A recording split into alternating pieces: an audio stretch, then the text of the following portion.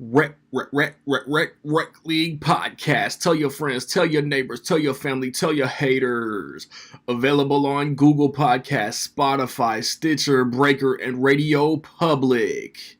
At Rec League Podcast on Facebook, YouTube, and Instagram. At Rec League Pod on Twitter. Episode 7 coming soon. Yo, whether you watching this from Facebook, Twitter, click the link in my Instagram or YouTube itself. What up, world? I just watched the new Halloween.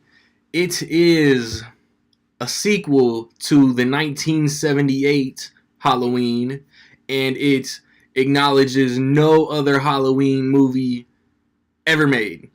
It stars Jamie Lee Curtis, Judy Greer, Andy Matichak.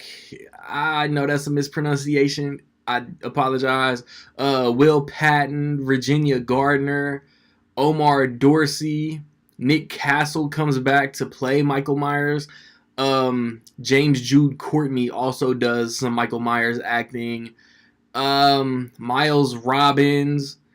Dylan Arnold. I'm blanking on the rest of the cast. Did I say Omar Dorsey? It's directed by David Gordon Green, who has directed Pineapple Express, Your Highness, The Sitter, I think Mud with Nicolas Cage, and most recently Stronger with Jake Gyllenhaal.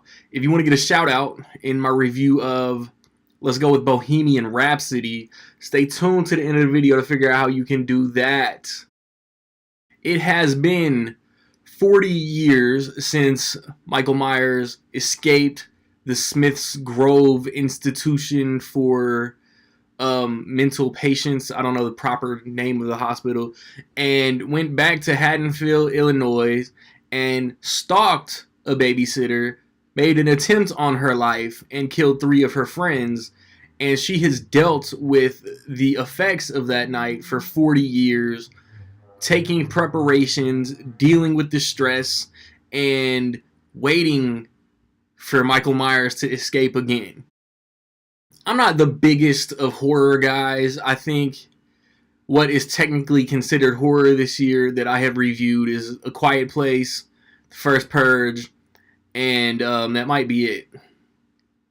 And I love the Halloween series. The first Halloween movie, the original Halloween movie, is, in my opinion, perfect. And I like David Gordon Green, and I like Danny McBride, Kenny Powers, Red from Pineapple Express, who also helped write the movie. And I was excited. Like, it's another Halloween H2O. Hey guys, don't pay attention to these sequels.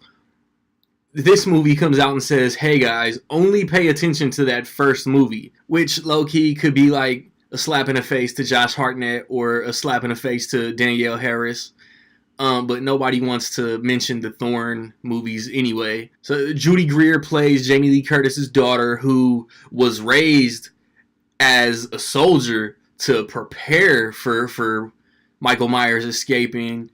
What was real dope to me was Jamie Lee Curtis dealing with she's had PTSD for 40 years, and one night she's no longer crazy. Everything she said is true, and like it's dope. I caught some there are some Easter eggs to the original. I think Michael Myers' mask, while it's a beat up, tattered 40-year-old mask, as far as storytelling goes, it kind of pays a little respect to the Rob Zombie mask, which I thought the Rob Zombie mask was stupid dope. And then you got, the granddaughter, her friends, the fresh meat for Michael Myers, if you will. And there are some good kills in this movie. There's one kill that I thought was like another Rob Zombie nod. It's real gruesome. There are some graphic kills. Like, there's just not stabs. There are some vicious, brutal scenes in this movie. And I thought it was effective, man. There's a lot of great tension in this movie. I loved the whole like dumping the teeth over the stall door from the trailer. Um, the whole like even that scene where like the documentary people, the documentarians, where they're doing the interview or whatever, like that was effective. That was tense. It sets the tone. You're hesitant because of the comedic backgrounds of a David Gordon Green or a Danny McBride that it might be overly funny. I mean, I don't think it was overly funny. There are a couple humorous moments, but I don't think there was anything so funny that it took me out of the movie. There's one scene that just came out of left field, in my opinion, and it didn't necessarily take me out of it, but it was almost like it almost took the movie off the rails, but it didn't. I don't know. I didn't dislike it so much to the point that it hurt the liking of the movie. It was like not even a plot twist. I don't know how to explain it without spoiling it. So I mean, I think if y'all are caught off guard by something in this movie, I think you'll know exactly what I'm talking about. There's one character.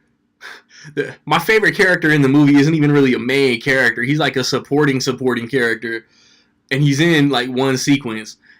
And I don't know, like everything that was in the trailers still hit for me. I think I said a lot recently in other reviews that the trailer, there's so much was shown in the trailer that it spoiled the movie. The trailer spoiled this plot point, blah, blah, blah. Everything in the trailer still works. I don't think anything was in the trailer that wasn't in the movie for once.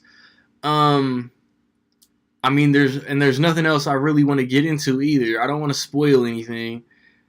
I think the the effects that the first movie had on Laurie, like for all we know, man, Laurie never went to the hospital.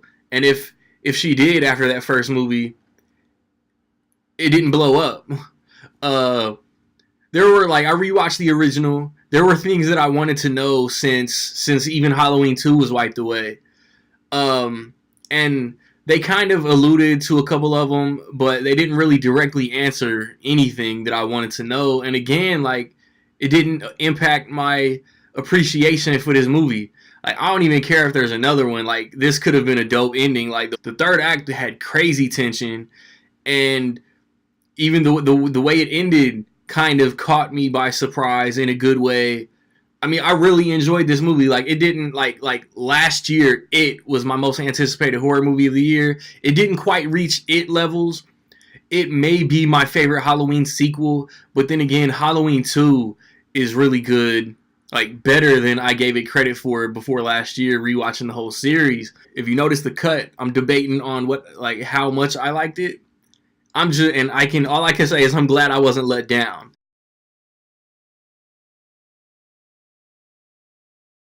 So with all that being said, and this might change if I see it again the more I think about it, whatever.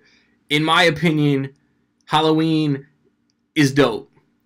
Have you seen Halloween, man? What did you think about it? Positive, negative, somewhere in between? Let me know. Where do you rank it among the series? For sure. And if you want that shout out in my next review, man, within $2 million, higher or lower, how much will Halloween make opening weekend? Be the first, be the closest. Get your guesses in by noon Central Time Sunday. I kind of want to see it again.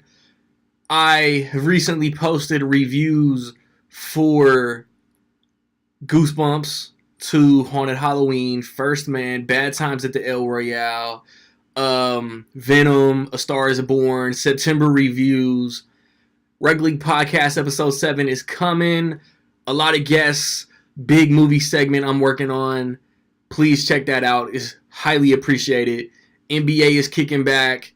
And then as far as November reviews, man, I want to see Bohemian Rhapsody, maybe The Nutcracker. Disney has really hit me a lot this year. And then The Grinch comes out. The Girl in a Spider's Web comes out. Something else comes out that weekend too. I think it's Overlord. I'm hyped for Overlord too.